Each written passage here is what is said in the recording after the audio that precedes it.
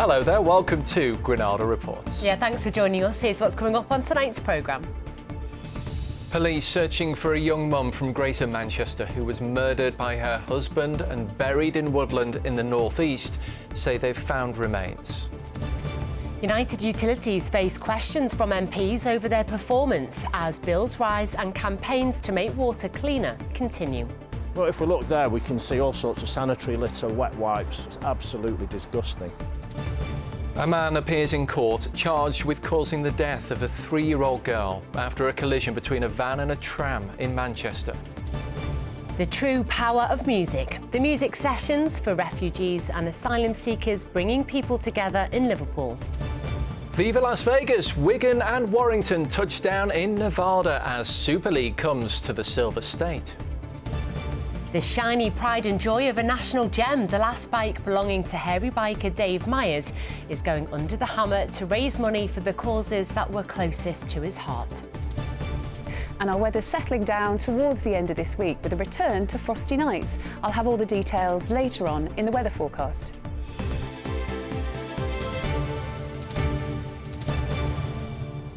It's all of that coming up, but first tonight, police searching for a young mum from Greater Manchester who was murdered by her husband and buried in woodland in the northeast say they have found remains. Yeah, Rania Aliad, who was 25, disappeared in June 2013 from a home in Cheetham Hill after complaining to the force about domestic abuse. Her husband, Ahmed Al-Khatib, was jailed for life in June 2014 after being found guilty of murder, but Rania's body has never been found. Well, our reporter Lauren Ostrich joins us now live in the newsroom. Lauren, what's the latest? Yeah, Rania Aliad was a 25-year-old mother of 3 who lived in Salford with her husband, Ahmed Al-Khatib. After years of violent abuse, she separated from Al-Khatib, and it was after that separation that he took her to his brother's flat in Salford and murdered her. This was back in June 2013, and he was convicted of her murder and jailed a year later. He told police that he and his 2 brothers had buried her body in North Yorkshire, but despite extensive searches over the last decade, she had never been found. Well, Greater Manchester Police restarted that search on Monday after what they described as new information that had come to light. In the last hour, the force confirmed officers have discovered human remains by the A19 in Thirsk in Yorkshire. And while no official identification has taken place yet, detectives say they strongly suspect that the remains are that of Rania. Rania's family have been informed of the latest development and are being supported by specially trained officers. Well, speaking on behalf of their family, Rania's son Yazan said being able to provide a final resting place is all we've wanted for the last 11 years. To have the ability to lay down a few flowers for my mother is more than I can ask for from this world. Terribly sad. Lauren, for now, thank you. Well, next tonight, to the state of our waterways, with one campaigner telling us they'll never be fit for the next generation to use. Yeah, it comes as the chief executive of United Utilities faced questions from MPs today over the water company's performance. Yeah, and this just a day after price rises for water bills were confirmed, with bills due to rise by more than 30% over the next 5 years. Well, United Utilities say work is being done, but admitted improvements still need to be made. Our political correspondent, Nisha McNally, has the story, but first, a warning that her report contains some rather unpleasant images. The North West's lakes and rivers hide a dirty secret, and on the banks of the River Irk in Manchester, a sign of what lies beneath the surface. The water company used these as an overflow system, so stop water backing up in pipes and overwhelming the sewage network, and they just pump the water straight out into the river untreated and, as you can see, unfiltered. All sorts of sanitary litter, wet wipes, but it's absolutely disgusting. And that's what's going in our rivers, and our rivers will never be fit for our children and our pets to play in, which is what we all want. It's what bosses at United Utilities say they want too. But in the year 2023-4, they were the worst performing water company for discharging sewage. Today, their CEO, grilled by MPs, blamed major storms, flash flooding and power cuts. particularly rural parts of our community in Cumbria and Cheshire are fed by our overhead lines and therefore susceptible to these forms of interruptions. These can't be new problems, though. No, but what we are seeing is a significant increase. So we're seeing a significant increase in the number of those storms and the impact that they're having. Water pollution is a problem the North West's Victorian infrastructure has thrown up for decades amid high-profile protests on our lakes and coasts. There have been more than 100 sewage discharges in the last 24 hours alone. But fixing the problem won't come cheap. Water bills are set to rise 32% over the next 5 years. And also on the up, water bosses' pay packets, as this North West MP explains. Your base pay last year was $690,000, a pension of $86,000, benefits of $29,000, a bonus of $420,000. That's £1.4 million. How are these levels of pay justified? I'm very alive, as is the board, in terms of the focus on executive remuneration. 2/3 of my remuneration is aligned to outcomes for customers and for the environment. But back on the banks of the River Irk, customers aren't convinced. Because we're paying so much, it should be all filtered now. Don't let the dogs in there. All sorts in there, isn't there? Bacteria, that can't be good. But when it warms up, the smell is really, really bad. It's overpowering. So when we come out in summer months, we don't come this area.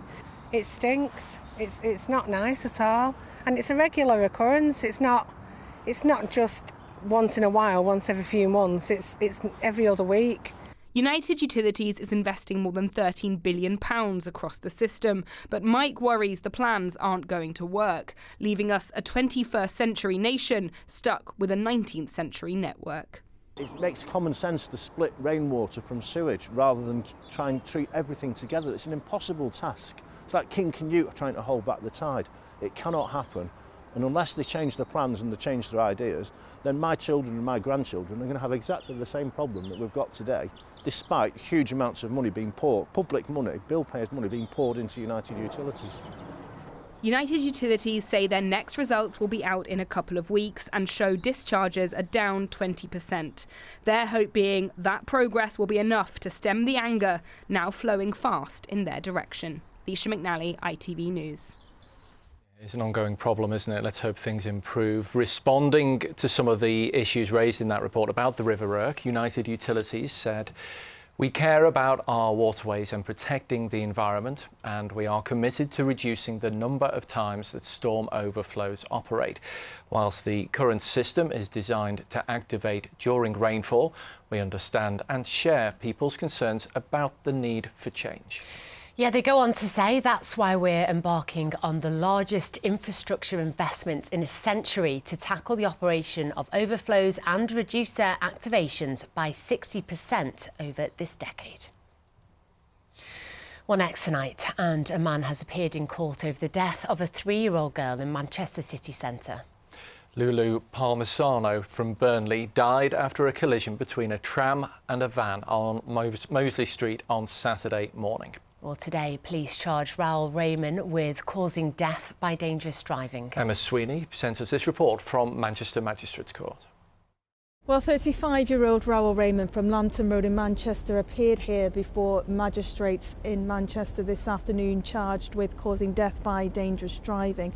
And it's after 3-year-old Louisa Palmisano, known affectionately to her family as Lulu, was killed in that crash between a van and a tram in Manchester city centre on Saturday. Now, earlier this week, Lulu's parents issued a statement in which they said they were simply enjoying a happy family day out when this unimaginable tragedy happened. In that same statement, they paid tribute to Lulu, saying that she was the sweetest, kindest, generous little girl and that she was full of creativity and joy and enjoyed going to nursery every day. She was an only child, they said, and their lives had now been shattered beyond repair. Raymond was remanded into custody here today. He will next appear before Manchester Crown Court in March.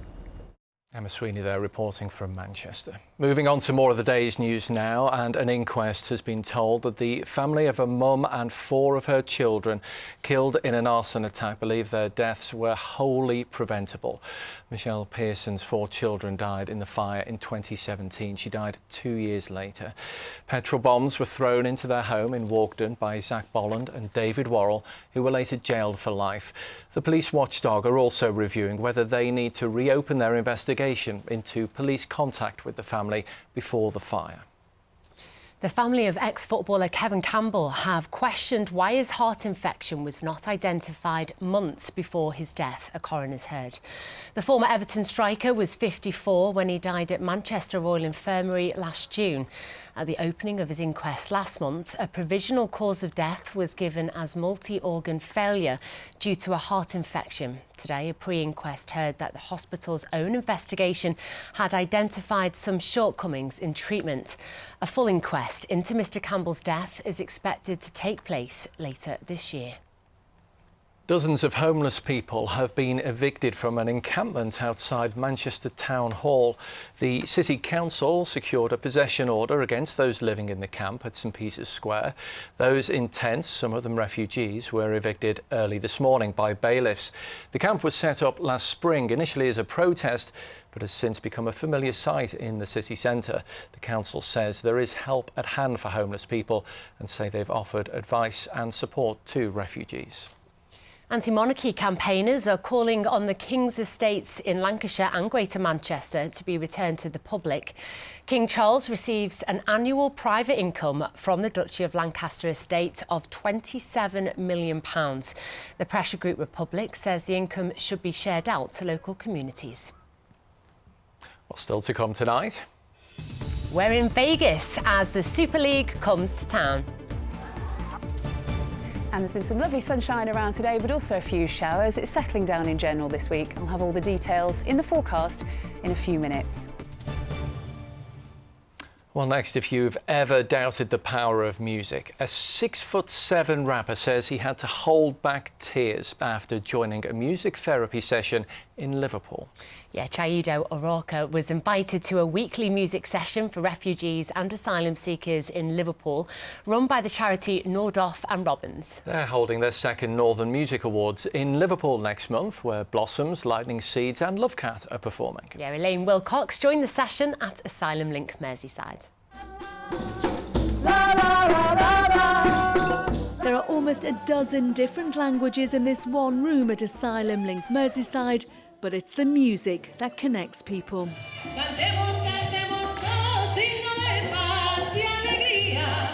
For Lena and her husband from Colombia, it's a comfort. I miss it so much, but I had to leave because of danger. But coming here has taught me that in other places you can also be happy. Me olvido de todo cuando canto. I have it in my veins, music runs through my veins and I forget about everything when I'm singing. Every week, Lizzie Watts runs a music therapy session for refugees and those seeking asylum. There's a huge amount of joy, but there is also that kind of tender, sensitive part that we all have that music can get to. In a place like this, music can do that no matter your language, no matter your background. And that's where the therapy comes in. My role as a therapist is to walk alongside people, and that's the same for any type of therapy. Chaido Araka, who's a rapper from Yorkshire, was invited to the session after being shortlisted for next month's Nordoff Robbins Northern Music Awards in Liverpool. I had to stop myself from crying a few times because, yeah, it was just unreal. Amazing talent on show. Best things I've ever seen. And if you ever doubted the power of music... Anyone who's got imposter syndrome or anyone who's struggling with their mental health, they need to spend an afternoon here. I will definitely come back because you'll see the dance moves anywhere. Last summer, the Liverpool Centre needed police protection after threats of violence, but hundreds more came out on the streets to support them. We are better when we do things together, so we should work that way. Don't push people in hotels or out of town. Let's bring them in. For many, it's often the highlight of the week after fleeing danger and persecution. Liverpool جميلة وحلو. Fantastic. Do you feel safe in Liverpool? I started feeling completely safe. One day Lizzie hopes to see some of her singing group up on stage at future awards. The talent is definitely there and the passion's definitely there, so fingers crossed. La la la la la. Music is universal and brings people together. Elaine Wilcox, ITV News, Liverpool.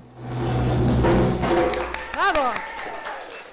How Sounds lovely. good. They're fantastic, aren't they? They are. Certainly couldn't do that. I haven't got a musical bone in my body. Me neither. Right, OK. You're watching Granada Reports. Let's see what's still to come on the ITV Evening News at 6:30. Here's Mary. Coming up on tonight's ITV Evening News, the Prime Minister is en route to Washington. It is his first trip to the Trump White House. Can he get a deal for Europe and Ukraine?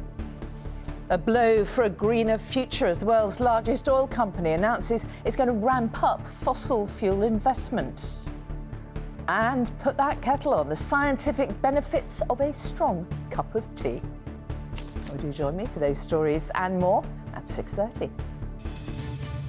I think we need convincing of how much a cup of tea is needed. A lot of tea drunk in this office, definitely. Time now for sports, and Liverpool's manager is being punished, Mike. Yeah, you might remember those slightly unpleasant scenes at the end of the recent Merseyside derby after Everton had grabbed that very late equaliser. Well, Liverpool manager Arne Slot and his assistant Sipke Hulshoff have both been handed 2 match touchline bans after being sent off at Goodison Park. An independent panel has also fined both Liverpool and Everton for their players' behaviour. Slot's ban will start tonight at home to Newcastle United in the Premier League, his side now with an 11-point lead at the top of the table. Speaking ahead of that game and before today's punishment, Slot had been celebrating Mo Salah's stunning form.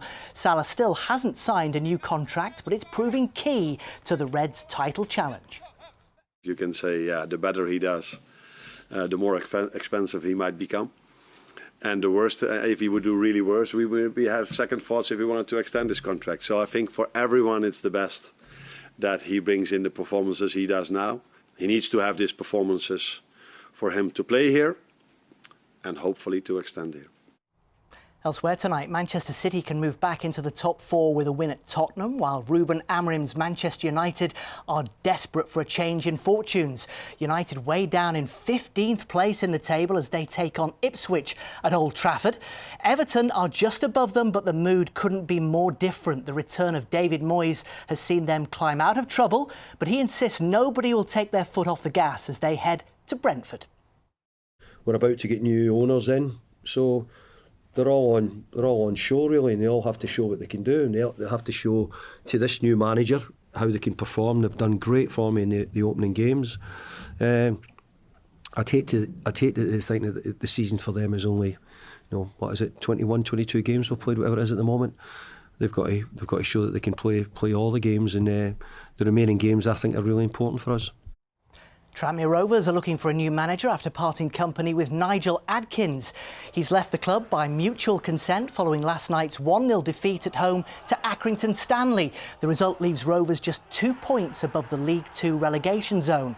A little higher up the table, and Fleetwood Town were 2-1 winners away at Gillingham. While in League 1, a welcome victory for Wigan Athletic, their first in 6 games, as they beat Huddersfield 2-1. Well, next we're heading 5,000 miles across the Atlantic as the countdown continues to a groundbreaking moment for rugby league.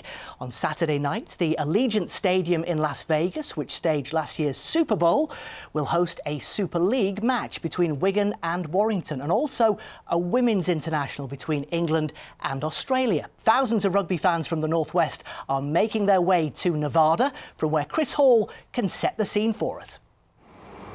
So, what makes 2 rugby league clubs from little more than 10 miles apart travel more than 5,000 miles around the world to take each other on in a game of rugby league in a part of the world where most people don't even know that rugby league even exists? And I guess that's the real crux of it. It's a PR exercise in a way to get more eyeballs onto the sport, with it perhaps more sponsors, bigger media deals as well. So this week we've seen around 10,000 Wigan and Warrington fans pouring into Las Vegas, enjoying the hospitality, but also going to all the fan and player meet and greet opportunities. They've been getting closer to the heroes than they ever have been before, all ahead of the big game at the Allegiant Stadium here on Saturday. That's where they stage the Super Bowl last year. This year they have 4 games of rugby league, Wigan versus Warrington, 2 games from the Australian NRL League, and a women's test match between England and Australia's Gillaroos. And what's interesting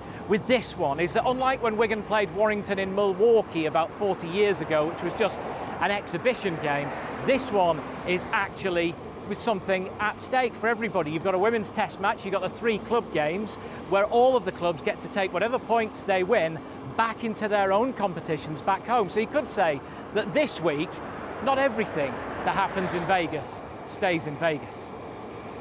Thanks, Chris. And some breaking news from the Warrington camp. Head coach Sam Burgess is now on a flight to Las Vegas. He'd had some issues with his visa, all sorted now. He will be there for Saturday's game. Huge relief for Warrington. I wonder if he'll do what Chris did, get off the plane and go straight for a photo at the Vegas side. That's what we'd all do. It's got to be You done. would, wouldn't you? Thank you very much, Mike. Cheers. All right, now he was one half of the country's most popular TV chef duo and one of Barrow's favourite sons. We are, of course, talking about hairy biker Dave Myers, who passed away last year, aged 66. Yeah, he was rarely seen without his trusted motorbike.